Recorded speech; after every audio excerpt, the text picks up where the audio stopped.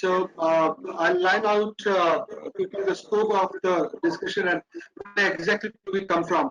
So we all know that the kind of pandemic that we are living in, the kind of situation that Indian students are currently going through, especially students who are aspiring for their education abroad, right? And as a lender, we continue to get a lot of applications, a lot of queries from a lot of students, right, who have been planning for their higher education abroad for different countries, and they come up with all sort of queries, right? So we in the past we had been addressed by a panel who actually told them a lot about US education, a lot about Canadian. Last webinar was all about Canada. Then of late we are getting a lot of queries from UK, from Australia, from New Zealand. Then we thought that it's a right time to get a platform for the students, for our applicants, students who apply to us, right, to get them a fair bit of information and guidance from such an esteemed panel. So I believe that for Australia, New Zealand, UK, this is the best panel that we could have got hold of. Right. So again, all of you are domain experts, market leaders. Ravi is like a veteran, right? So we continue to, see wherever we go in all the Australian events. Right. Similarly, SI UK. Thank you so much, guys, for turning up. Right. So we'll start with. I'll outline the scope. The scope would essentially will start with the kind of student sentiments, right? So because you guys are to feel, to guide the and interact with the students in real time. So we'll start with the kind of sentiment that is growing up, given the backdrop of the current pandemic. Then, of course, we'll touch base the kind of strategies, the kind of things that universities or those institutes are going to follow again in the backdrop of current pandemic. Then, of course, I mean, what would be your advice to the students who aspire to go to Australia, UK, New Zealand primarily, right? Should they continue for the current season? Should they wait and defer their plans for the upcoming season? Is it okay to take online courses, or they should wait for some offline communication from the university? Which are the critical things that a student should take in mind before applying for his education abroad? And then after that, we'll take a lot of questions. I'm sure we'll be open for questions. I think that there might be some parents also who would like to put in some queries. Then we'll try to touch base the kind of courses that you will advise for the students to take. There has been a paradigm shift of late, right? There are certain types of courses which would be preferred. So students keep asking us, what type of courses would be more preferred during the current pandemic. Then then I'll request your suggestions on the kind of employment opportunities that the students are going to get, right?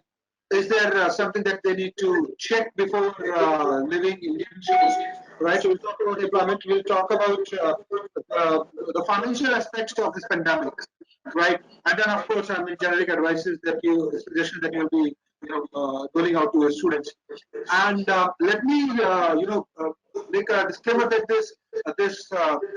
this platform, this event is being recorded, and this will be available on a platform for a long time.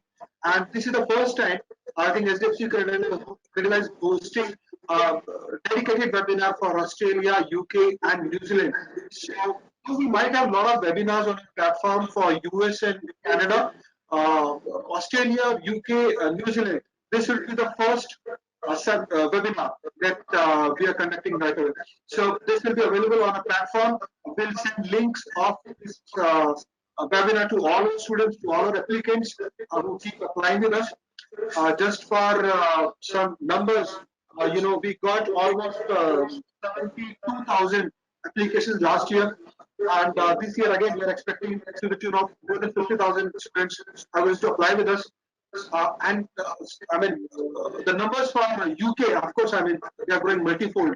And even Australia, the numbers have been pretty good, pretty decent. The only country which has taken a hit is US, right? So, thank you so much again, esteemed panel. I'll start with the generic mood of the students, right? Because a lot of students keep asking us that, Hitesh or rather my sales team, that do you think it's a good time to, opt out for higher education? Do you think that a lot of Indian students are going to drop out? Do you think that whether Indian students are going to opt for higher education this year, right? So, Anubhuti, I mean, we'll start with you. What's your intake? What's your thoughts about it? Challenge student perceptions and sentiments in the backdrop of the Yeah, current pandemic. yeah. Thank you so much, Hitesh. Hitesh, before I start, I think a lot of people are writing that the voice is echoing. So I think we all need to mute ourselves when somebody else is talking. Yeah, yeah, yeah. Yeah. Yes. So if we could, yeah. Thanks. Thank you so much. So, Hitesh, as you said, what is the sentiment? I mean, do you think that a lot of students will be opting for higher education right now overseas or no? Or would they not opt for higher education? So, I would just like to say here that at this point of time, there's mixed emotions when you look at what the students are thinking. Many students feel that they want to wait and watch and see how things, actually become, and then take a decision whether they want to go for higher education. A lot of students are still going ahead with it. I think they have their personal circumstances to take a decision. But as an advisor, what I have always told my students is that this corona or whatever situation comes cannot actually be a big restriction to what we want to do in our future. Okay, it can halt the whole thing for a month or two, but like we are saying that this thing is happening for the last 5 6 months now, and I don't think it is a reason for us to not to look at our future endeavors at all. And that is why I would say I'm suggesting to the students that go ahead and go for online studies. However, they need to keep in mind what the regulations of those countries are towards the post-study work rights. I think a lot of countries are now coming up with the clarification on post-study work rights, whether they will have post-study work rights or no, if they study online or if they start online. So I think that is the question that we should be asking, and not dedicate this year to corona. We cannot say that in 2020 we did nothing, but we were just watching corona, or we were just watching how the things are unfolding. So I would say we have to go ahead, we should go ahead, and yes, we should look at the different regulations and things that the different countries are telling us about the post-study work right, because I think that is a very very important factor for all our students who are going out, because all our Indian students, or I would say students from across the world, they do look at the return on investment, and the post-study work rights do give them that opportunity. So I think Okay. that is what I would say. Maybe Ravi can add something to it. Sure, sure. Yeah, yeah, Ravi. I mean, I seriously believe that nobody knows Australia better than you, right? So, what would your advice would be? Okay. Well, I'm not just talking in context of Australia. We're talking about the Indian students and their current mode. Yeah, If you really look at it, there have been a handful of surveys over the last 3 or 4 months, starting with the QS survey. Then there was an IDP Connect survey. There's been SANAMS, which has been running several surveys over the last entire period. And even we ran a survey of our own across about 1,500 odd students who were in the pipeline. And what we find is that very few students, it could be less than 5%, who may be dropping their plans about study abroad. So in a sense, 95% or maybe even more than that, students are still looking at studying overseas. Now the question comes in is whether they'll go now or whether they'll go in 6 months' time. In the medium term, there would be a little bit of a disruption. As Anu mentioned, there are students who will be looking at whether the regulations allow post-study work or whether it doesn't, and and rightly said, I think almost all countries have come out with their own regulations around it. Unfortunately, Australian regulations have come out a bit little late and very close to the July intake, and their regulation requires that only those students who have visa grants and then they study online, the dates will be counted. So that's a very interesting part of it, because that might mean that some students may defer their studies to November intake or October intake or maybe February. But the fact remains that more than 95% of the students are definitely looking at going overseas to study. Now, what proportion of that will study online? Well, my rough feeling was about a quarter of them, about 25% of them might start with an online mode. because eventually the Indian students do want to actually go overseas to study. I mean, it's not studying is, or getting a degree is only one part of it. The experience of being overseas is the second part of it. The third thing is, why would a student drop the plans? If you really compare all indicators, studying overseas is much safer even in the corona period as compared to studying even in Delhi or Bombay or Calcutta. I mean, parents are afraid about even going out and buying something from the grocery shop next door. Here, I'm actually sitting in my office in Sydney and talking to you. And when we really look at this webinar focuses on Australia, New Zealand, and United Kingdom. New Zealand has eradicated the virus, is considered a model country in terms of safety.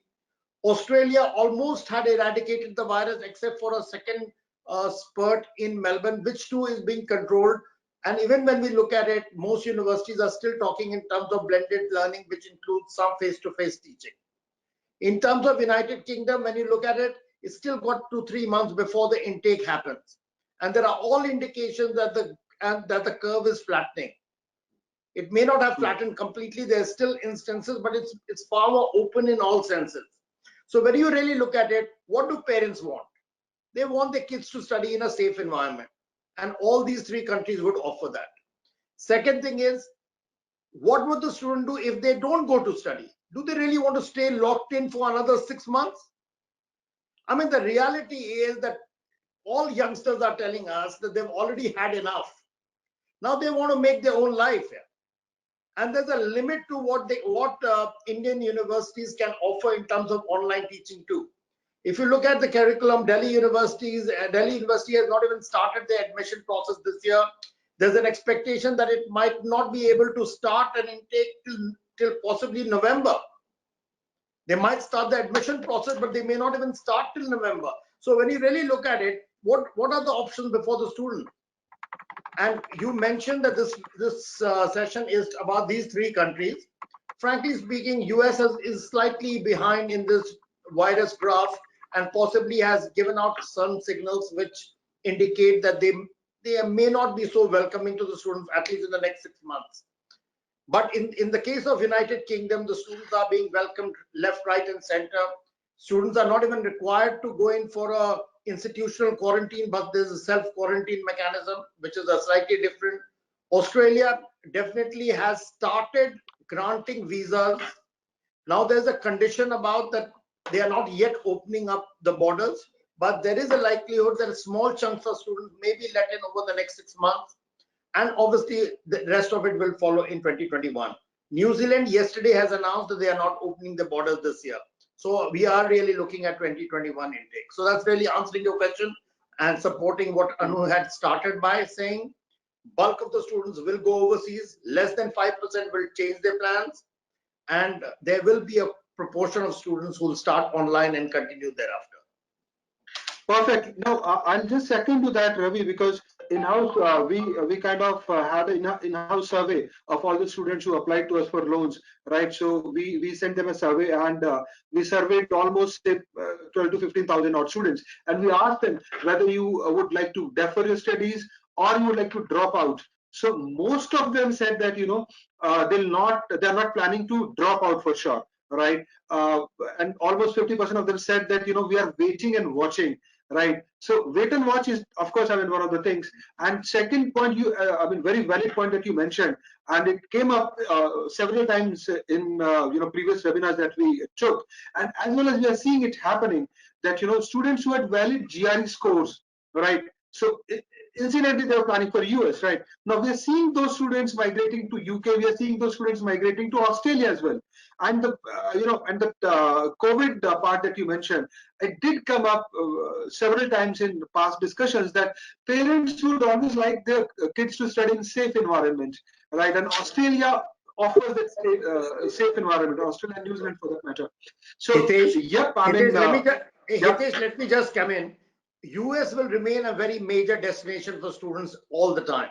They house some of the best universities in the world. But when you're considering the COVID phenomena, right now, the 3 countries on which you are focusing the webinar have managed to more or less, they're moving towards opening to a blended form of learning very soon. And I think that's where we are moving in. And maybe nothing might happen in July, but certainly by September, October, things would start changing. Okay, perfect.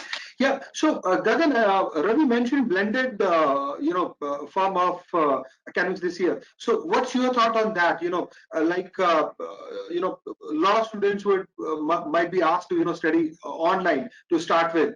All right. So what's your take in that? And let us not forget one very critical factor, that Indian students, they do not go after a degree, right? So they prefer experience, right? So maybe if it is Australian experience, American experience, right, or British experience. So do you think that this experience thing is going to be constrained somewhat because of online dispensation of current season?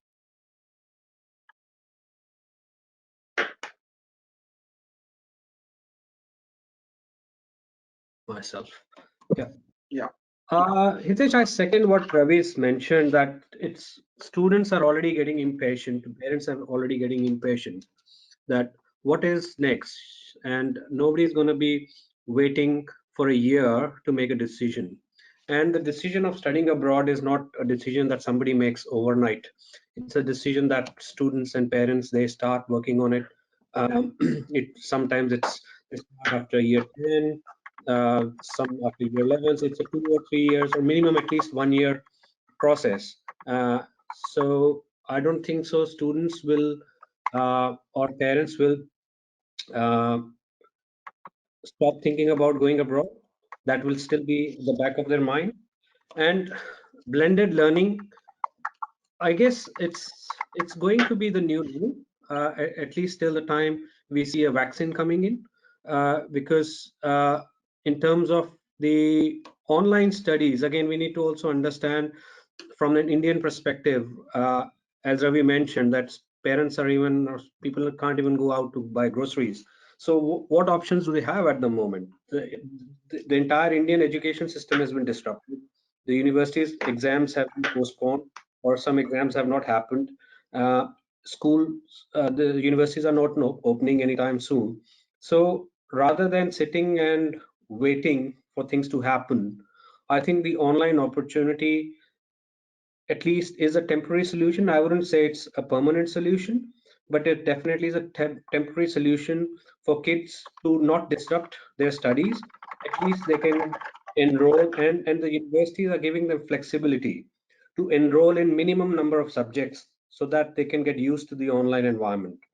It's totally a new concept for Indian students. Therefore, the universities are very flexible in the way they're approaching this. It's not that they got to take the full study load. They can just start with 1 or 2 subjects online, and then once the borders open, they can transition into face-to-face. And so I guess the blended learning approach is not new in Australian campuses, or I think in campuses abroad, even for full-time studying students. A lot of the times they are still studying online. Like a lot of lectures are done online, even when they are doing face-to-face. So it's a very different concept of teaching here in Australia or abroad, where face-to-face is always complemented by online, and a lot of it is self-study as well. So I'm a graduate, Australian graduate. Ravi is an Australian graduate. We both have studied here, so we know that how universities teach. So the concept of students doing a lot of their work on their own has been around for a long time. So in fact, when we were studying, we didn't have the option of online, right? But today, I think the students have the option of online. They can go, and the lectures are recorded. So, for example, if the student hasn't been able to understand anything on in the class, they can go back, revisit the lecture, and they can really improve their experience. So, I believe that online is actually going to help the students rather than it's going to be a hindrance. But and it is definitely a very good solution in this current situation, at least for the next 6 months. That's what my take is on the blended learning. Yeah. Great. Thank you. Thanks again. That really, viewers, I mean, it's extremely important for you. And there was one good comparison which was made, right? So it is like when you start comparing, you compare apple to apples, right? So if you're not going, if you're kind of trying to defer or drop out your plans, what you're going to do? Are you going to wait for Delhi University to, or maybe Indian universities to start accepting applications, or then you think that maybe postponing your decision for a couple of years, it's going to help, right? So it's a valid argument that you'll have to think over. So I'll keep taking questions as well, right? So there may be some out of context, but for the benefit of the viewers, I'll keep taking questions as they come. So Madhu, if you can take this one. So I've never heard of this course, by the way, but there's a viewer who has said that he wants to pursue MSc in real estate, right? So I'm he's asking which sort of universities or colleges or countries are good to study MSc in real estate, and whether he's going to get employment after doing it in the host country, of course. Okay, so real estate is generally it is part of built and environment studies, and you need to see real estate is tightly linked with the sentiment of how the housing industry or industrial performance is happening in a particular country. So in some cases, when the country is growing very fast, there is a high demand of infrastructure. So then you require, and then housing demand increase simultaneously.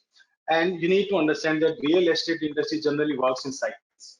So you have a boom cycle and then it's a burst cycle. So if you talk about current situation, I think real estate industry is not going to do well, at least in coming 2-3 years.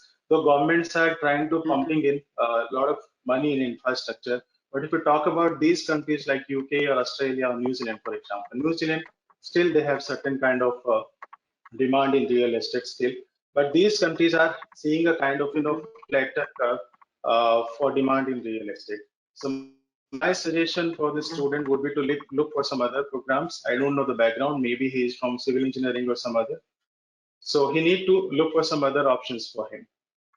Because when we are going for a higher education, especially for a master's program, we need to weigh the outlook of the industry which the student intend to work after this study very carefully. And when we are looking for overseas education, it involves significant amount of investment.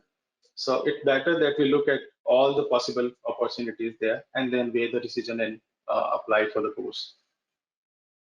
Okay, great. Thank you. Thank you. We'll of course we'll talk about your preferred courses as per you. I mean, which are the courses which are going to be the best during this pandemic. But again, I'll take a question, and again it's related. I mean, I'm sure at least 50% of the viewers would be very keen on knowing this. Anubhuti, so there's a query, like a student said that if he takes first semester in India online, will he still be eligible for post-study work visas? So is the communication being very clear that Yes. post-study work visa would be there for students? Yes, so let me just tell you, pertaining to Australia. So the Australian government, the current, regulations that which have come out, it says very clearly that if a student is studying online and has a visa in hand, it will be considered towards his post-study work visa, the study in Australia calculation or period. So let's say if I'm a student, I applied for my visa, I got my visa, and I start my studies here online. My course will be counted towards my study in Australia. So it would be as good as studying in Australia. So yes, but what you have to do is, first apply for your visa. And the good thing is that the Australian visas have already started coming in. We have, already started receiving visas for our students. In fact, there were a lot of students who had started online, and we started, we immediately applied for their visas, and they have got their visas too. So my suggestion would be that, apply online, start online, but apply for the visa also, so that there are no confusion. If you are an undergrad student, because your course duration is more than 2 years, then you should be fine even if you start without visa, because the regulation says that you need to study in Australia for a minimum of 2 years. So let's say I'm an undergrad student, I start online, I don't have a visa in hand right now, but I will get my visa in the due course of time in 2, 3, 4 months. I'm still okay because I will still be in Australia studying for more than 2 years. So I think we need to look at the course that the student is looking at. Yeah.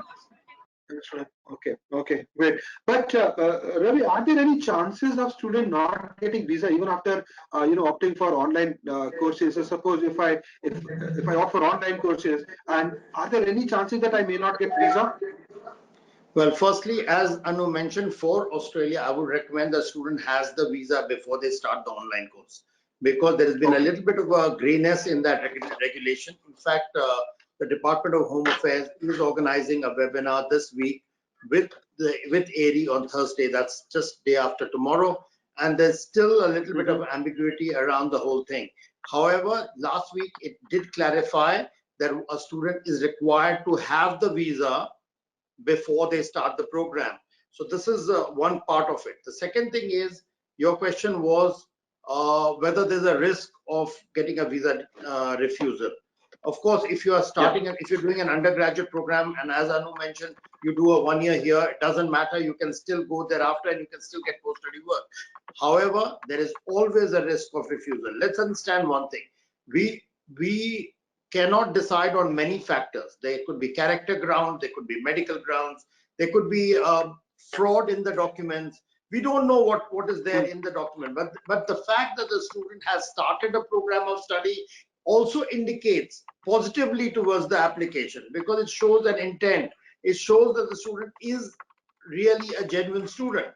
So in that context, while no agency, whether mine or anyone else's, can guarantee a visa or assure a visa, but there is always a better chance, a better possibility. You could also remember, most universities have a census date, which is about 30 or 40 days after the course has started.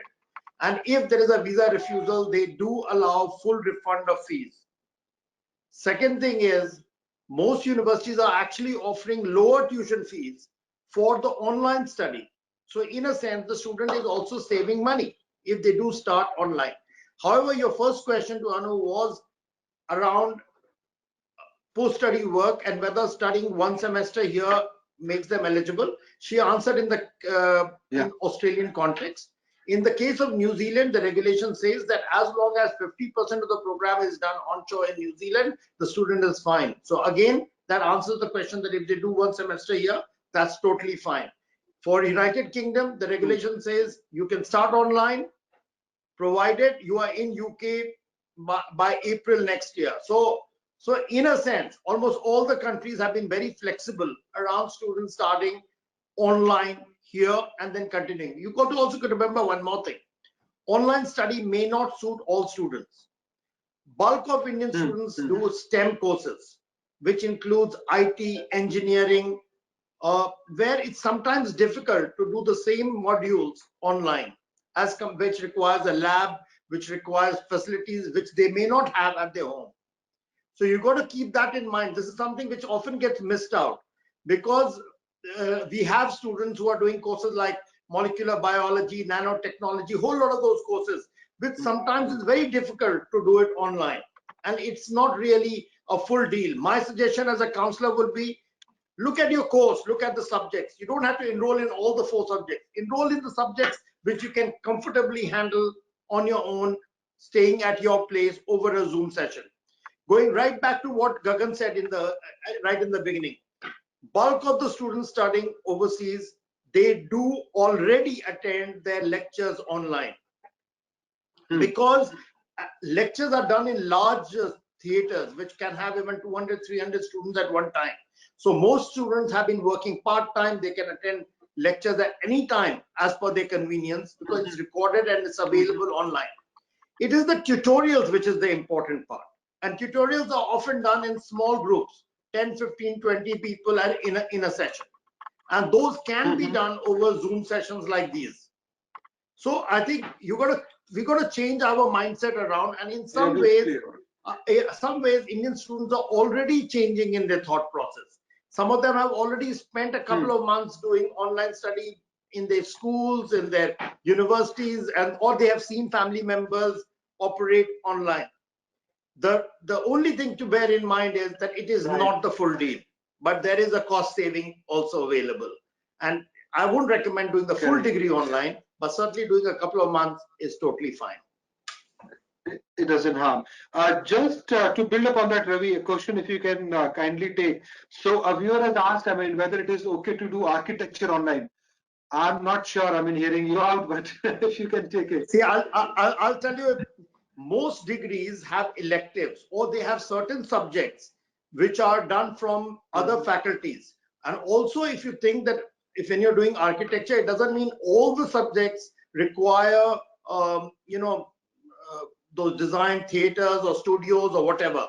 There could be subjects which are more theoretical, which can be done online. So I think most universities are also very careful. They're not offering everything online. In fact, I've come across universities which have said this subject cannot be done online because they don't want to compromise on their level of teaching. So keep that in mind, and I think there would be subjects which they can find still. They can enroll in 1 or 2 subjects, just get a flavor, and if the borders open, they can fly off immediately. Perfect, Ravi. Thank you. Next, yeah, please. I think every course, be it STEM, be it business or be it health, most of them they're a combination of theoretical subjects and practical subjects. So I guess the theoretical subjects can definitely be taken online, and you got to carefully choose the subjects when you're picking the subjects online. And I guess you just try with 1 or 2 subjects, as Ravi said. Don't go for the full workload at this moment. Just try with 1 or 2 subjects to get the flavor. Just try with the theory. Yeah. Great. Again, course specific question, Gagan, if you can take it. We were asked, is MS data science from University of Canberra? Sounds good. Yes, sounds good. University of Canberra is a good university. I don't have the course detail right in front of me here, but Canberra is the capital of Australia. University of Canberra is top university, and data science is definitely a very popular course, and a lot of job opportunities after data science, data analytics. So it's a good choice. It's a good choice. Okay. And next, again, if you can come up, when do you think that visa offices will start functioning? So I believe for Australia, visas have already started to come. But if you can, advise for UK and, I don't think we need biometrics for Australia, right? No, we don't need biometrics at this stage, but biometrics will be required once the biometric centers are open. So of course they got to take it at a Gagan, the Indian students are waived biometrics, so they don't need to. It's the Nepalese and other countries where their biometric is required. Indian students don't have to go to a BFS and take the biometrics, so that doesn't apply to the Indian students. And what about UK? How about UK? Hitesh, yes, for UK they need biometric, and they've started taking applications from 6th of July this month. I think they were the first country to announce this thing. So the students can apply for visa. They need to go to visa offices. And one more thing, they have announced that you can demand for on-demand mobile visa services. If you have a group of students who want to apply by paying some services, the people can come to your place and they can take your biometric from your safety of your home or maybe office or some other places. So that's good thing. So they are doing a lot of innovative things the students can take benefit of. Okay, fantastic. After that, again, there's a question about MSc in University of Leeds Mechanical Engineering. So sounds like a good course, of course, but as Ravi said that you have to understand whether the student is going to get good environment to study, whether the equipments are going to be good enough sitting at home. Yeah, Madhu, if you can take it. Yeah, I think for UK universities, they are not pitching for complete online education. In fact, 97% universities are saying that they are welcoming student in this autumn. Means student can apply for visa, they will get visa, they will be on campus. Of course, if we look at how blended learning is going to be implemented, there are big lectures, as Ravi has already said. The actual learning happens in small groups. tutorial groups. And these are going to be face to face in most of the cases because UK universities, if you look at them, they are campus based universities, so they have large space. Of course, they do not have enough space to have social distancing with say 150 or 200 students who are joining a lecture.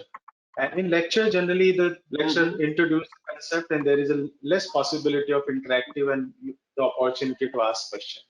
So the actual learning, wherever which cannot be replaced with online, it is going to be on face to face. Labs are going to be there, of course, with lots of safety measures. And so blended learning is at least 25 to 30% is going to be face to face. So the real experience which students are looking for, still it is not completely compromised. So it is encouraged that students go there, apply visa and reach on campus and experience that. If you talk about UK, they have, I think, opened everything, including pubs and bars and everything. So it shows the confidence of the government and the people over there that everything is normal. Yes, they need to follow certain guidelines like we are following in India, wearing the mask all the time, keeping social distancing, and there are a lot of safety measures which all the universities are maintaining on campus. So good to go. The student should apply for visa if he holds unconditional offer letter and not waiting for his final year result. Great, great. And Madhu, there is a specific question for you. A student has asked Madhu Sudan sir, again MSc Real Estate. So he has mentioned three universities: Oxford, Brookes, Nottingham, and Manchester. So which one would you recommend? Of course, Manchester is definitely very good university for real estate.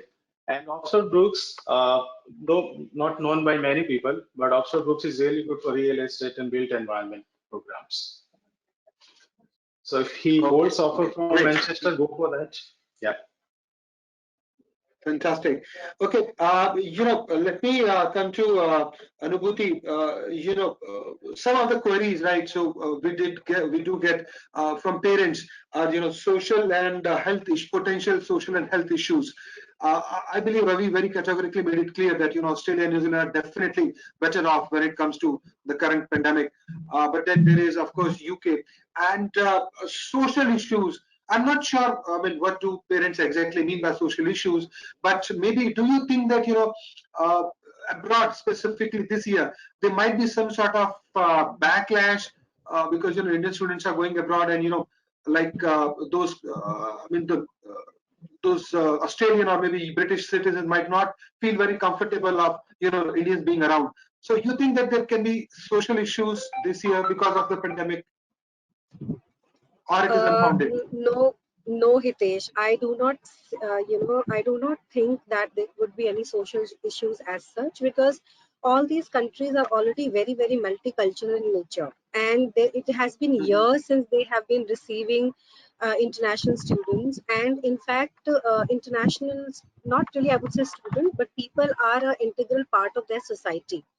So I do not see any such thing, especially with the Indian community, because Indians, they have this nature of becoming a part of the society that they're going into. They do not actually, stay in separate groups or something like that as such. So I don't think they will have any social issues as such. And yeah, I think it would be pretty safe to be in these countries, all the three countries, because for the very nature of the countries that they have a lot of international population as a part of their society already. Okay, That's what I okay, would say. great, great. Yeah. So there is, yeah, so not much social or health issues. Now, Ravi, I mean, the most critical thing, and we have received a lot of queries today, as well as, we come to, we continue to get a lot of queries about it. So the most critical part is, because of the pandemic, are the employment opportunities going to get affected? Right? Okay. Job prospects, plain, No, what no. parents want return on No, investment. no, Hitesh, I think it's a fantastic question. Now, I think there are there's a historical context to it. When was the last recession that the world saw? That was in 2008, around 2008. If you really look at what happened in UK or in Australia or New Zealand between 2010 and 2014, that was a huge spurt of international students traveling into these countries. What happens is that there is always an impact of a recession. The impact of the recession depends on many factors. One, what kind of jobs go? Are the casuals affected or the full-time jobs which are affected? Those kind of things which happen.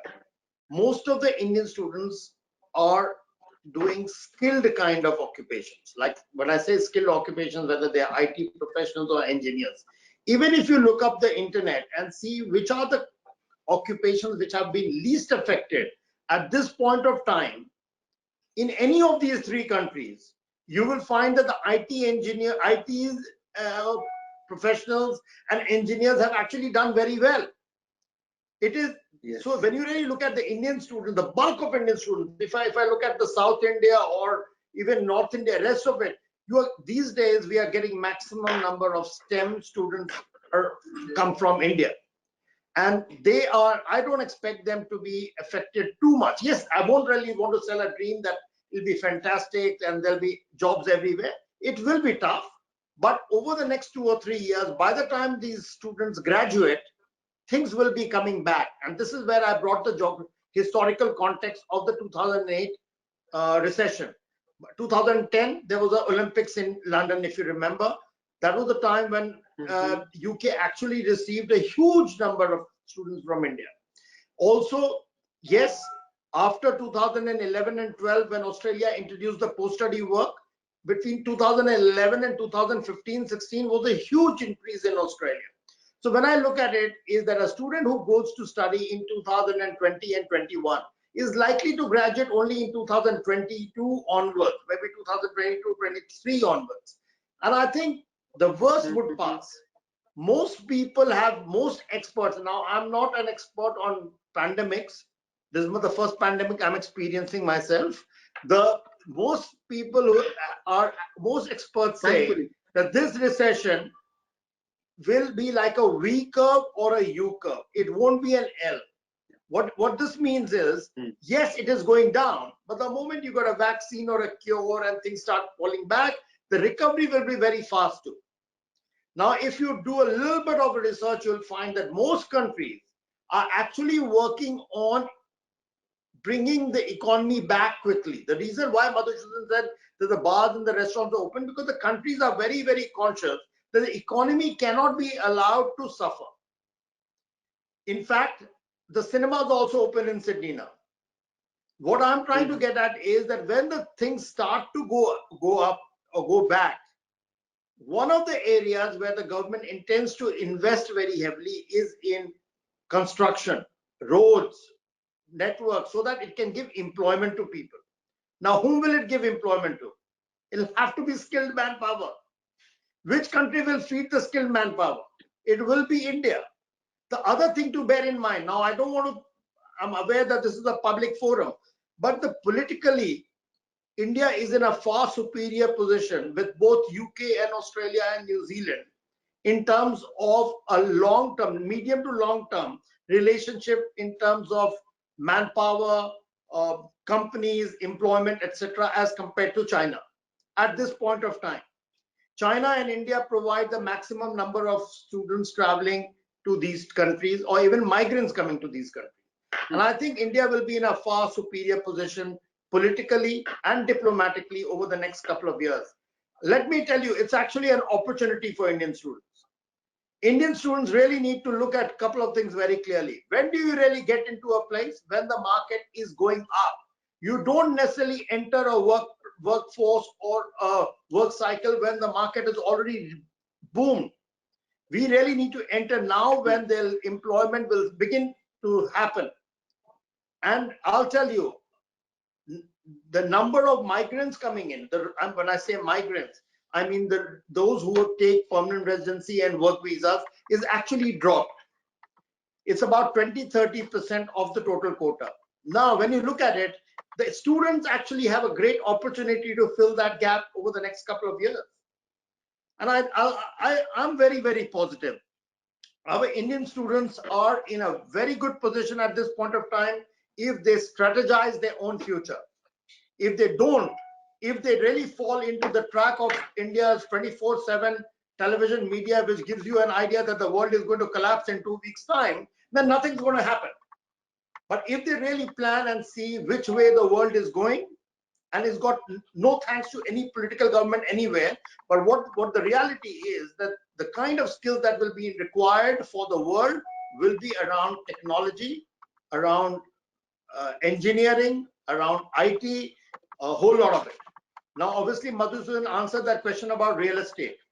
And he did say that the market is down for real estate. But we've got to answer one more question. Why is that person trying to do a master's by real estate? Does he want to trade in real estate, or does he want to get into construction thereafter? Now, with a little bit of a counseling and talking to the student's counselor, he can modify his path without diametrically jumping into something else. He can still go in and find a career for himself, which can actually put him in a lot of positives in the coming period. And I thought that I'll share this with you. If you also look up the local population in these three countries, they aren't that heavily focused on STEM. They are more into humanities and law, etc., etc., etc. And I think this is an advantage for us. And our Indian students, because they speak English, the level of English is much better as compared to many other countries.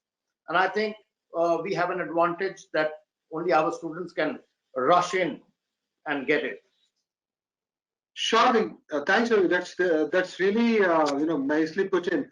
And since we rightly mentioned that Indian students should ideally, I mean, they should continue to get best of the opportunities. And one very critical point is when he made that comparison with China, right? Because because of those political and the social reasons, Chinese students might be at certain disadvantages compared to Indian students, right? And since China and India, I mean, they are the major sources of migration. So if China loses out at some point of time, India would be indirect beneficiary. So there are a couple of questions about whether visa restrictions are going to happen, whether these countries will tighten their visa regulations or not for Indian students. So I think Ravi has indirectly answered it, because Hitesh, yeah, Ravi. Hitesh, I don't want to take up. I'm sure take up this point. You can ask anybody. The visas are not going to be tightened at all for Indian students. Let me tell you, in fact, they'll be more flexible over the next 1 year. You got to remember that the universities do want international students. It's not a hidden fact. International students pay higher fees. They subsidize domestic fees. You got to understand that.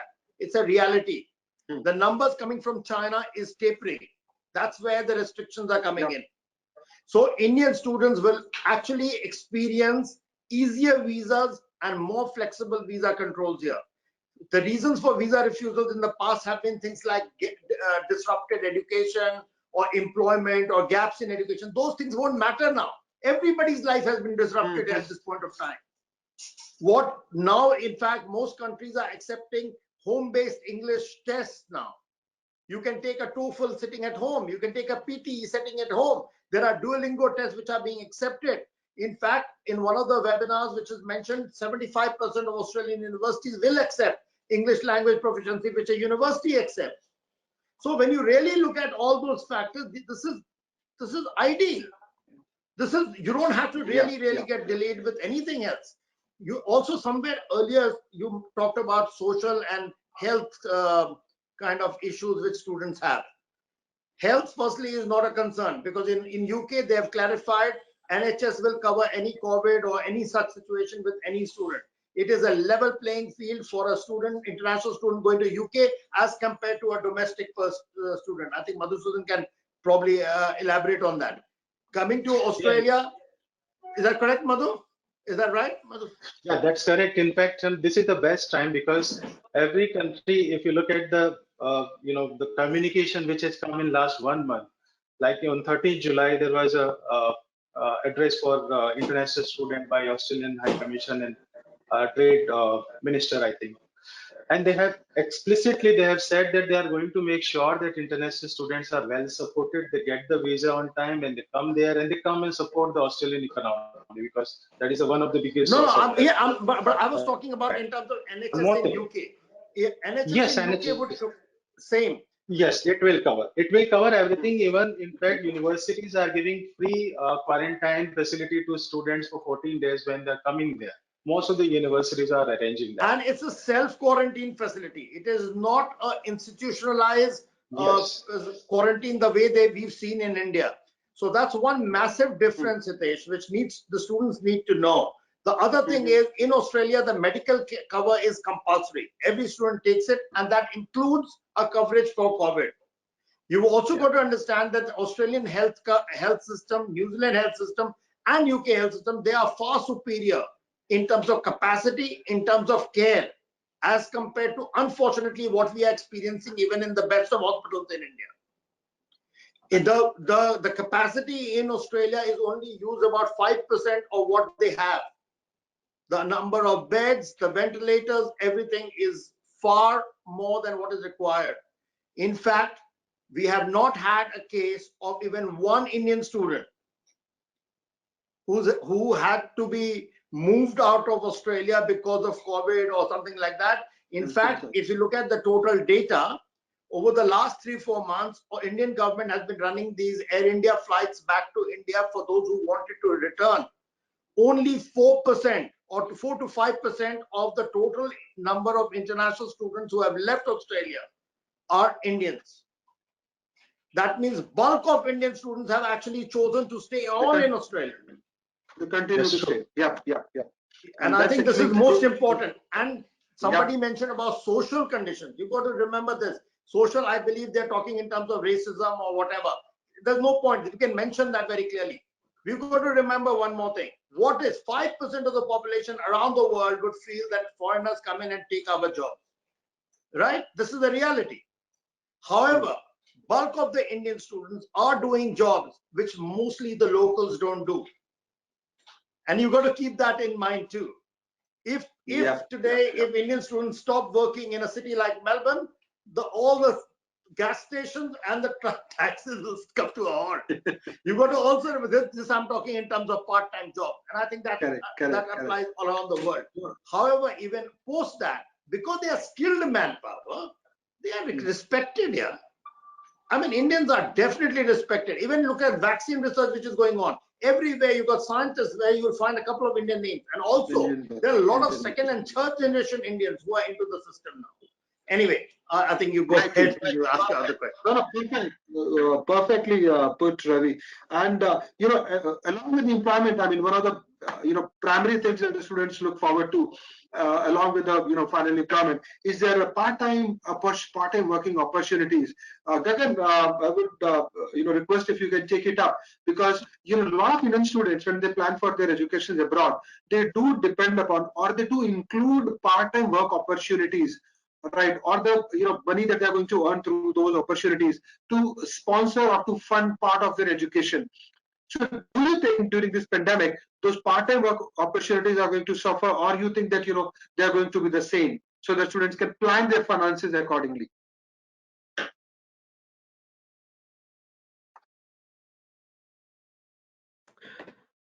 Hitesh, my take on part-time jobs, of course, part-time jobs have been around for a long time, and many of the international students, they depend on part-time jobs, but majority of them, they depend on part-time jobs mostly for the living expense, right? Not for paying their tuition.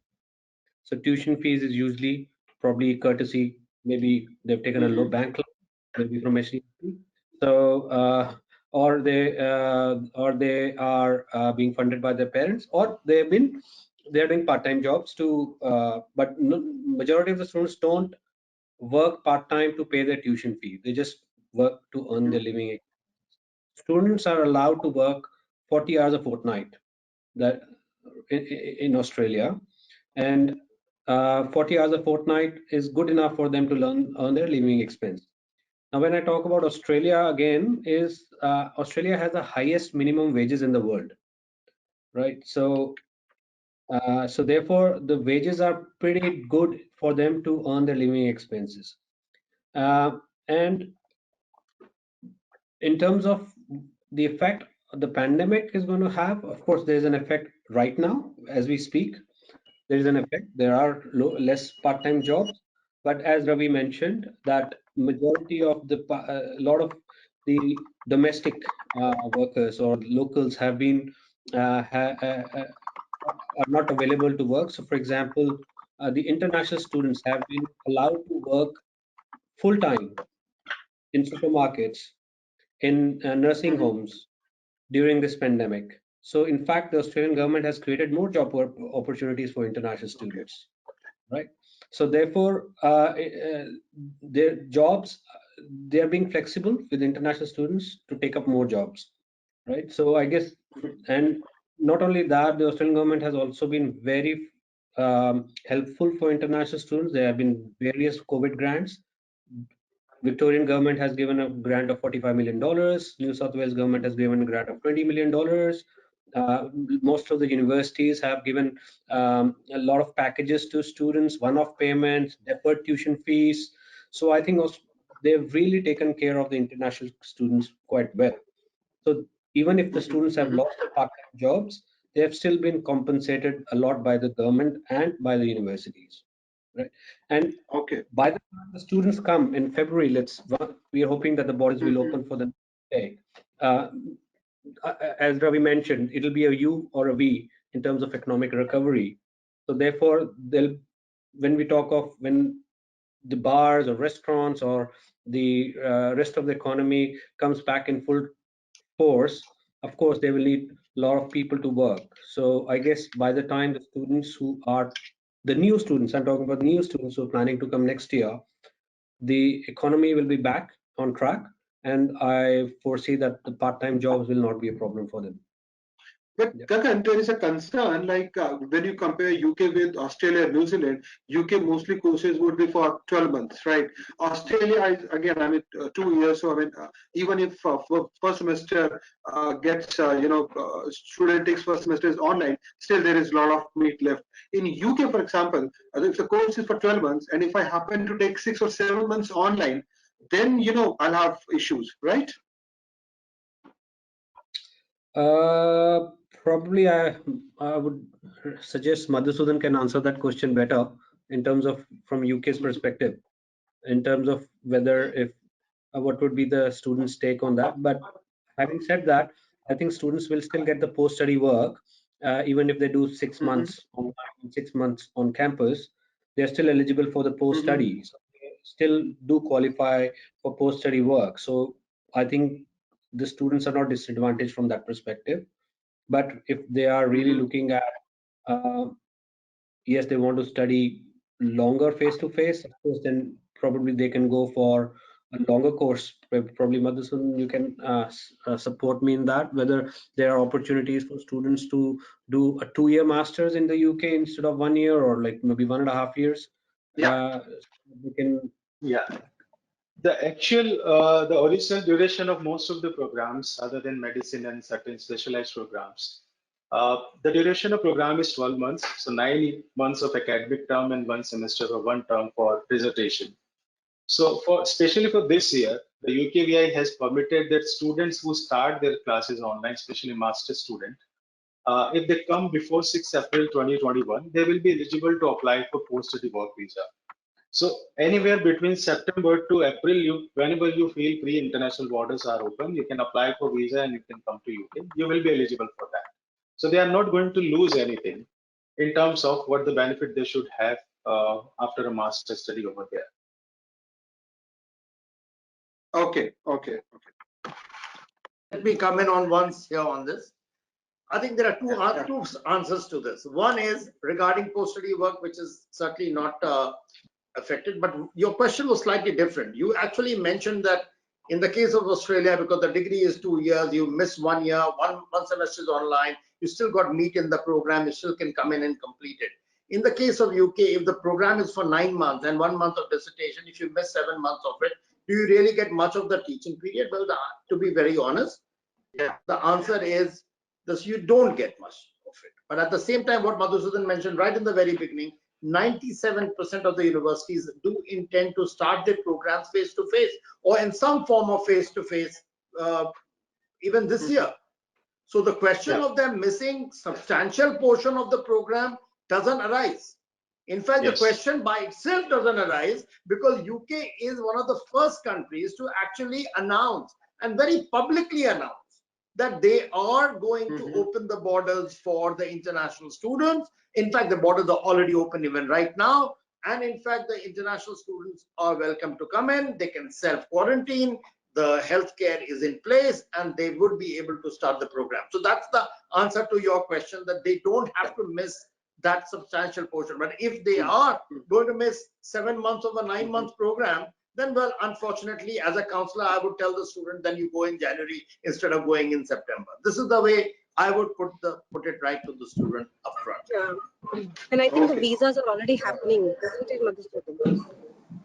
Not granted yet, but okay, yeah. Yeah, but they're already accepting the applications and BFS. Accepting the applications. And Yeah, in if you fact, can students have further, started filing visas. Oh, okay, yeah. And I did get a couple of queries about, can you share some light on UG courses? So, Anubhuti, you think that, of course, I mean, when we talk about abroad education, generally we talk about master's programs, right? But Yeah. what about UG programs? Students moving after 12th, so they're still younger, right? And maybe their parents would have, bigger stakes, or the concerns would be much higher. So, what would be your suggestion for UG students? Okay, so my suggestion for UG students is, Hitesh, I know that India is predominantly a PG market. It has been like that. But if you compare the stats for the last 5 to 7 years, I think the students going for undergraduate studies is increasing every year. And there are many factors towards it. There are many factors. One, obviously, the students are more exposed to overseas, whether it is through holidays, whether it is through different kind of media, social media, and everything, that they are comfortable traveling. Number one. Number two, the parents have realized that education quality is very, very important.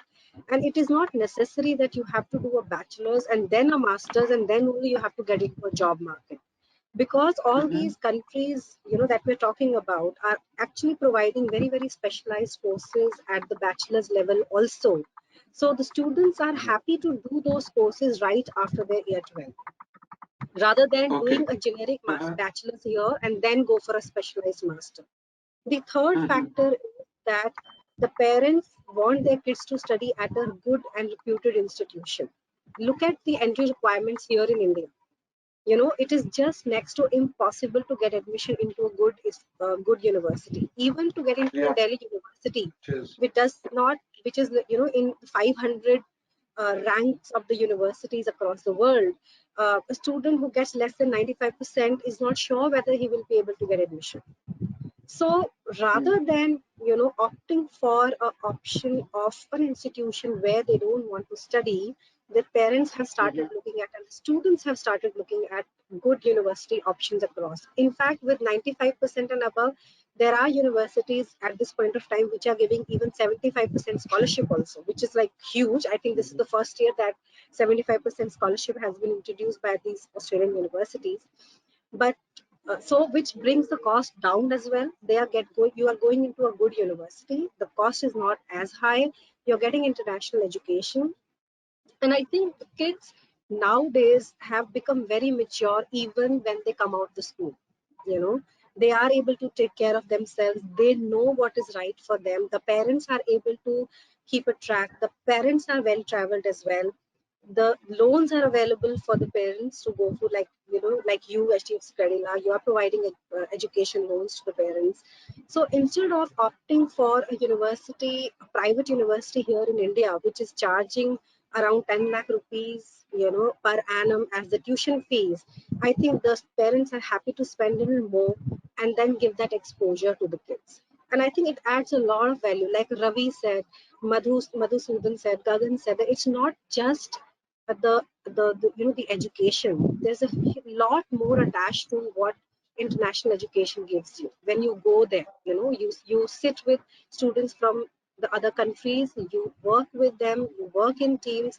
I think the kids become very, very mature. They learn a lot. They become more humble. They actually start having, I would say they start respecting their parents for what they have done for them. I think there is a huge sea change that I see in the students when they go abroad and come back and meet us. So I would say that going after year 12 is not a bad idea at all. Yes, the parents need to go pay a visit to the kids. They have to make sure before the students go, the students should make sure that they know a few things to do, how to take care of themselves, how to do a bit of cooking, how to, do the cleaning. It's a little hard in the beginning, but I think it's all worth it. It is all worth it. And when you spend those 3 years, I think 3 to 4 years in that country, because these are your foundational years, you actually become a citizen of that country by heart, I would say. You're able to actually, immerse into that environment even better when you're going at the bachelor's. So Fantastic, I am a fantastic. mother. Yes, and I am a mother Hmm. of a kid who is in 11th standard. I'm already thinking where I can send him. So obviously he has to Yeah. get good marks, right? He has to earn some scholarship, but I think I am all good for it. If he can be worthy of it, he will definitely go. So that is what I would say. Perfect, But perfect. to No, I mean, I fully agree with Hitesh, that. I will, Yep. Yeah, okay. Hitesh, I will add to that. Look, in India, usually to get a job, you definitely need a master's nowadays. Correct me if I'm wrong, right? Mhm. Yeah, So, yeah. so if a student does a bachelor's overseas, first of all, let's say if I talk about Australia or UK, the bachelor's is 3 years Hmm. compared to the US 4 years, right? So if somebody does a 3-year bachelor's, after 3 years, they're already well equipped to get a job because the quality of the education and the course curriculum is so intense that they are ready for the job market. So they don't really need Hmm. to do a master's, right? Whereas, so the threshold for getting a job in Australia or Canada or UK is basically a bachelor's, not a master's. So the investment for a parent is basically 3 years versus 5 years, right? So, Yep, yep, yep. That's very important, I think. Very critical so, observation. Yes. so the, so the Hitesh, outcome that trying to achieve, you can achieve that outcome in 3 years versus 5 years. Right? So from an economic perspective as well, it makes more sense to do a bachelor's if you already have the dream of studying abroad. The sooner the better. Right? That's just to add on what Anu mentioned. Yeah. Yeah, Ravi, you wanted to add something? Well, I think over the last few years, there's been certainly a change in the Indian mindset. There have been a lot of international schools which have come up all across the country. Affordability of parents have increased. There have been companies like yours which have also started giving a lot more number of educational loans. Education has become far more accessible to Indian parents. Secondly, parents, if they send their kids to international and good quality schools, they want them to also study at good universities. Now you look at the cutoffs Hmm. with Delhi University colleges experience every year. Students often end up compromising on the type of college that they want to study at. So unless you get into St. Stephen's or SRCC or something in Delhi, I'm talking in terms of Delhi because that's where I did my college, but the same thing applies rest of all over the country. And most parents would want their kids to get into higher ranked institutions, better ranked institutions, and then obviously the overseas universities becomes a very natural call. The other thing to bear in mind is compared to studying for 1 year where there's 9 months of teaching, or maybe 2 years master's where there's almost 15, 17 months of teaching. If a student is really doing an undergraduate degree of 3 years or 4 years, it's a far more substantial program. In fact, if you ask me, Hmm. the chances of becoming a better culturally fit student is much more through an undergraduate mean than through a postgraduate study. In fact, bulk of the domestic students, if you really look around, they get their first job after their undergraduate study. In fact, some of them, many of them don't ever do a master's at all. So Hmm. when we Hmm. really look Hmm. at it in that context, an Indian student coming in at an undergraduate level is no longer something which is very surprising. I started work about 30 years ago in 1991. Almost 95% of our students would be postgraduate students. Now we have Yeah, about, yeah. now depending on which part of the country, in South India still the postgraduate students are the large majority, about 70-75%. But if you really look at it, look at North India, West India, East India, the proportion of students who start either at a bachelor's level or through a TAFE course, which is a polytechnic or a diploma course, if you really add all that up, We are looking at about 40% of the students at the undergraduate or less than bachelor postgraduate level. Yes, in the case of at this point of time, especially, there will be parents who will be a little concerned because their children who are 18 or 19 years of age, they might be thinking, oh, should he or should he not travel overseas at this point of time? But as I told you, our surveys have indicated that a large chunk of students are still holding on. In fact, most students who have started with online studies, you'll be surprised, are undergraduate students.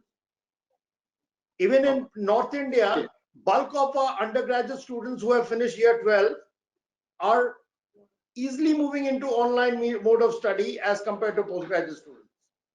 So in a sense, I think that answers your question on undergraduate students. Yeah, I think it's a massive chunk of students now.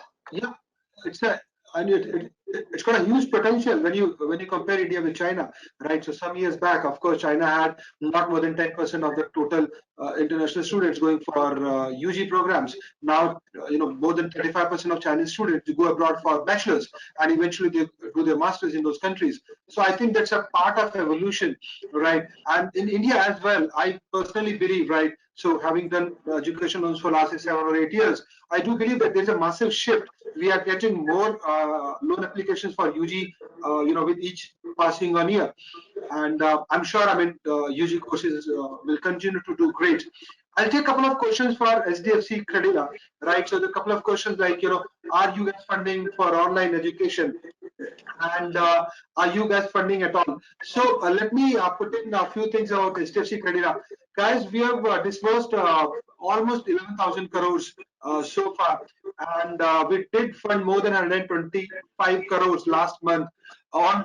It was majorly for online courses because students have not got their visa. So yes, we are funding students who are opting for online courses as well. Right. So of course, there would be some tricks here and there. There will be a couple of constraints, but yes, over a larger perspective, we are funding students for online courses. That's one. Some of the students did ask about whether Credila funds actively for UK and Australia. So I'll not make any bones about it. Yes, primarily in the past we have funded mostly USA. US only, right? Last couple of years, we have funded a lot of Canadian students. As a matter of fact, this year, my Canadian book is almost as big as that of USA.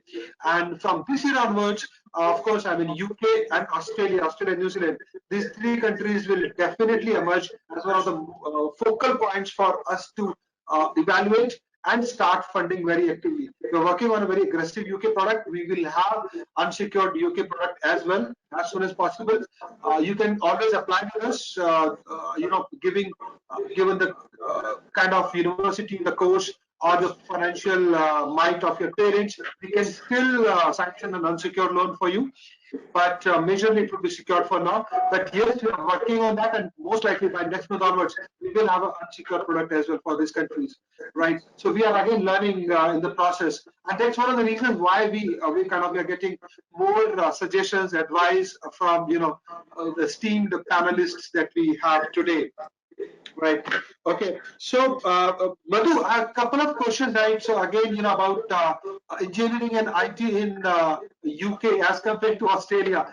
So I'm not sure that's a fair comparison or not, but a lot of students are asking, whether we should opt for UK STEM courses. Again, I'm talking about for now, right? Whether Australia is a better destination for engineering courses, STEM courses, or UK, British universities are better equipped, both in terms of pedagogy and, of course, employment. Okay, all right. So we need to understand first thing, there is no best university, and comparing two countries is quite unfair. The right way or logical way of comparing is two universities. So you need to weigh, right. Yeah, university. If you look at the world's top 100 university, you will find representation of at least 25-30 countries. It shows that good education is available everywhere. Now we need to approach in a certain manner. The first and foremost is, if you look at IT or engineering, I think both the countries are great. And if you can look at the world's top 100 university, you can finalize those. Now you need to select the program which you want to study. Now you compare with these two universities program, what you are going to study, what kind of opportunities you are going to get, whether there is a project which is incorporated on that, and how well they are related with industries. The major difference student will find in the duration of the program. Australian programs, especially for international students, are at least 2 years, so they are eligible for post-study work visa. In UK, it is going to be 1 year, right? So most of the students think that the 1 year degree is a kind of teaching them less, or maybe it is not as valued. But if you talk about the impact of the studies, the kind of you can say study hours are involved in that, that is as good as with a 2 year masters. Otherwise, corporations will not be hiring from UK universities. So now here are the choice of what kind of if you want to go for a 1 year program. Yes, 1 year program is going to be very intensive. It will be demanding, and you need to pay a lot of attention to complete that. On contrary, Australian universities, I think they have this semester option, so they have less course load as compared to UK universities, right? And UK universities generally have this dissertation part, which is given 60 credit, which is equivalent to 1 terms. It means studying 4 different subjects. This is the kind of impact which it has. So you need to understand, you are not studying less, but you are studying the similar kind of course credit, but the pattern is totally different. So this is the kind of difference. Now it will have implication on the cost as well, because if you're going for a 2 year program, your living cost will be a little higher. Tuition fee will be a little higher because you're going for 2 years. And post-study work visa, now they are equally there. Job opportunities, especially for IT and engineering, this is going to be almost same. In fact, if you look at the unemployment rate before this March, when the lockdown starts, it was I think in Australia it was close to 4.5 or 5, and in UK it was 3.9 to 4. So almost similar kind of job market, but yes, UK job market is bigger than Australia because the economy is bigger. So you need to write down what is important for you. If you are looking for settling down, then Australia promises to be a good country or a promising country. But I think UK also going to introduce a new point-based system, which is going to be implemented from 1st of January. So they are again welcoming international students and giving a level playing field to everybody. Earlier, EU people used to get a kind of preferential treatment. Now from 1st of January, even they need to apply for visa. So UK again, coming as an attractive destination. It's personal choice. I suggest to compare the course in universities. Okay, Hitesh, can I come in? Yeah. I mean, I can't resist but reply to this point. Madhusudan started very well by saying comparing two countries is unfair, but then he very unfairly compared Australia to UK. And I want to really put in a little bit, and though I do champion both the countries, but there is, and that's why I can possibly reply to this question with a little bit more definitive here. Firstly, post-study work rights are not the same in the two countries.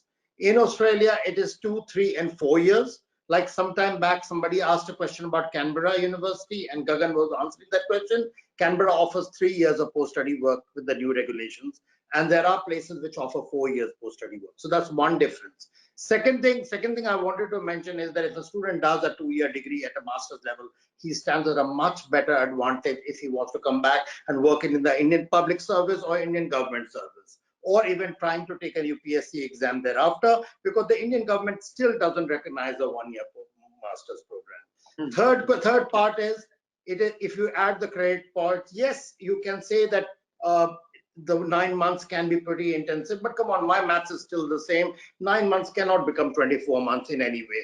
But so that's one side of it.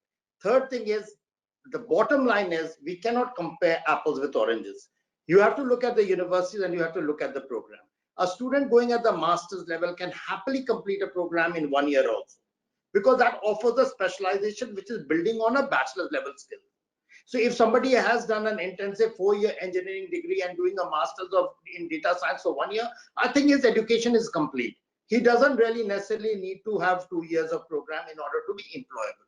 That's the answering to that part of the question. Now coming at the undergraduate level in England, the engineering degrees are 3 years. And I think it's a requirement to do a 4-year engineering degree, which Australia offers. So a student needs to really weigh all the options and do his homework on it. England houses some of the best universities in the world. If you really look at some of the oldest universities have been housed in UK. In fact, many of the Australian universities have been modeled on the UK universities.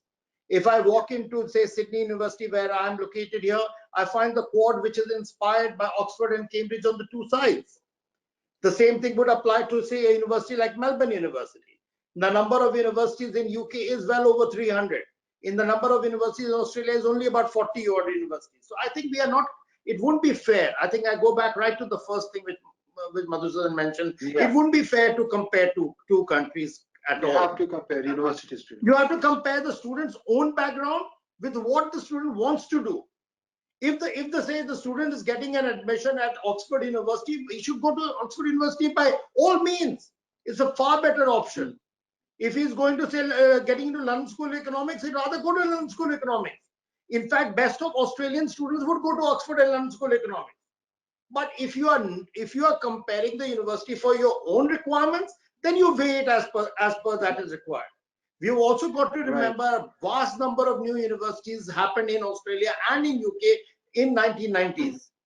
Many of them were not universities; they became universities thereafter. So if you're comparing, say, UK's Russell Group universities, then you compare them with the group of 8 universities in Australia. They'll both figure in the top 100 in the world. So you've got to compare it in that concept. And in fact, for a student, I would honestly believe that comparisons don't really weigh much. A lot of students are not really looking at it in that way. And I sometimes feel the students aren't really comparing also to that same level. In terms of point-based migration system that Madhusudan mentioned, yes, it's inspired on the Australian lines, which is going to be introduced in UK very soon. We've not tested it yet. It is likely to be introduced soon. UK, yes, has got possibly a lot of jobs or whatever the countries, but frankly speaking, Australia is much bigger in terms of size, and there's a huge migration policy which Australia follows, which UK doesn't. Australia has a very active skilled migration policy. And we've got to keep that in mind. There are only 3 or 4 countries in the world. You mentioned about Canada.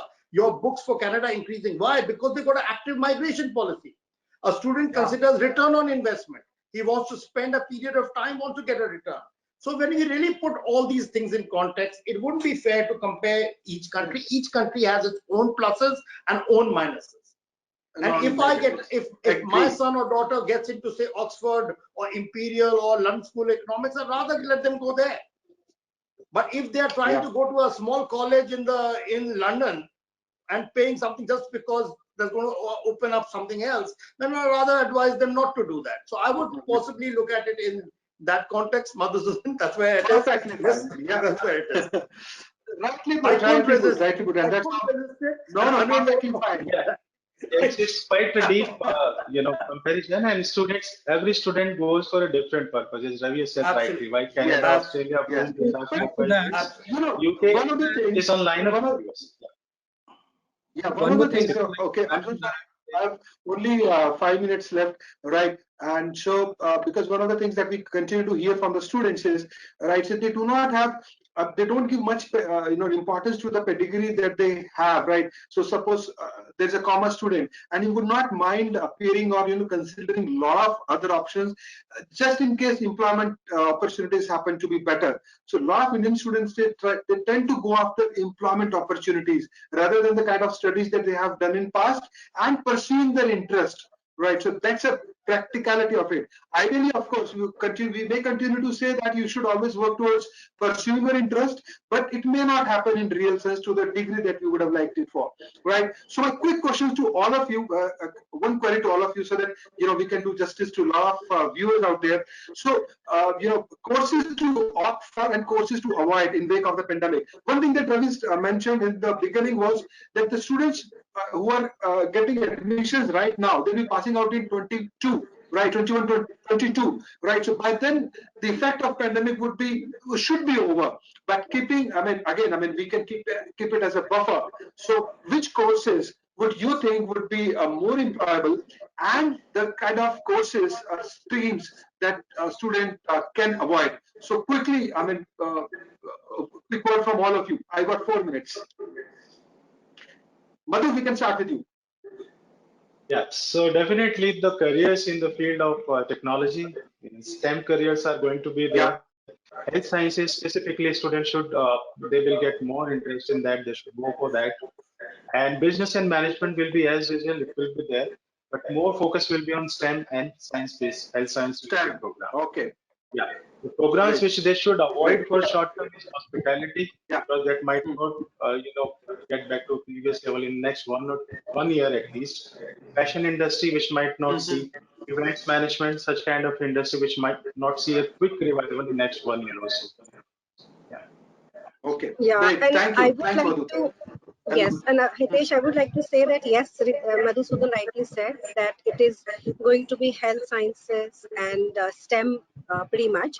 But when the students ask us what would be the job possibility in the country that they're going for, I would say they can also look at websites like, for example, in Australia we follow a website called joboutlook.gov.au that kind of shows that what kind of how that particular field or occupation or skill will work or will look like in the next 5 years.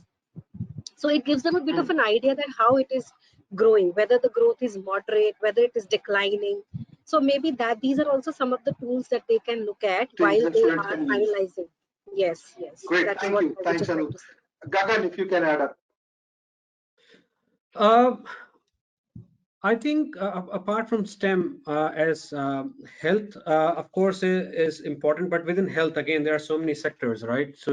Um, so if you look at the demographics of most of these advanced countries, it's an aging population, right? So there's a huge demand for aged care workers. So people, social work. So I think these are the areas that we don't think about in India. That okay, we all want to do engineering, IT, business, commerce, but these are a few other areas that people should look into it, like nursing, for example, social work, aged care. There's a huge demand for these programs, then the huge shortage of workers in these areas. So something to be considered and think a little out of the box. And within each field, of course, there are, for example, in engineering, what engineering do you want to do? Like whether it's mechanical, so robotics is, for example, the future. So you should be looking at robotics, mechatronics, and in IT, what IT is so fast, right? So what should you do in IT? So cybersecurity or artificial intelligence. So it all depends again within the specific faculties. There's a lot to be looked into Perfect. when it comes to utilizations. When you opt Yeah. for it. Yeah. Yeah. Ravi, if you can please add up and summarize for us. Okay. A lot of things will change over the next 2 years. I mean, we really don't know how long this pandemic will continue. If there is a V curve to the return, then we won't be really impacted so much. It's sometimes very easy to think of what careers will be in demand. But let's say somebody has done a bachelor's of commerce. You can't really go out and say, oh, you become a nurse or you become an engineer. It's not possible. Now, I tell you, overseas education, what it offers a great opportunity to make a career change. Our Indian education system doesn't give us that opportunity. Let's say if I do a bachelor's of arts in economics in India, then my master's will be master of arts in economics, or maybe I can do an MBA. But if you are going overseas, you can even do a interdisciplinary field which could have some technology in it. You could get into something to do with data thereafter. You can move between streams. This is a fantastic opportunity for students who have done bachelor's in India to actually swing to a slightly more refined career at the master's level, any country they choose. They can actually do that and make themselves more employable for future. Now, honestly speaking, in the next couple of months, they'll get to know of it. Second thing is, overseas education allows double degrees, allows double majors, allows electives from other schools which a student can do. Schools means other faculties. The Indian degrees are rigid. Now, when you really look at this context, who's going to be more employable tomorrow? A bachelor's of commerce who's also got IT in it. They could move towards e-commerce. There could be many things which can happen, which can change the way things operate. So in my opinion, for overseas education, irrespective of what is in demand, is a fantastic opportunity. Second thing is, even if a student starts a degree and let's say one semester down, decides that this is not for me, they can change. They can pick up another major. They can drop this major. They can carry credit for the first semester into the second degree. All these opportunities don't exist if the student is studying in India. So I thought that the way to cap up this discussion would be, in my opinion, overseas education is going to be even more in demand in the coming period. Historically, if any of you are economic students, you would know when the economy is down, the thing which goes up is people go back to studies. This will always happen. Education fills in the gap when people need retraining, when people lose jobs, or if there are less jobs. Second thing to bear in mind, it's also historically proven. Why do Indian students travel overseas? 80–90% of them travel overseas because they want to make a better life for themselves. They want to work for a few years, if not forever. This is what overseas education offers. Unfortunately, we can be very positive about our Atmanirbhar Bharat, but the reality is that the economy will be suffering for a period of time. The growth that we expect around the world is going to be far more, and there are opportunities already available for Indian students. So all said and done, thank you very much, guys. Thanks, HDFC Credila. I think it's a fantastic. Thank you very much. Thank you very much, Ravi. Thank you so much, Gagan. Thanks, Madhu. Thank Thanks, you. Anubhuti. Thank you so much for Thank you. taking the time out. It's nice being on the panel. Thank you. Thank you. Thank you.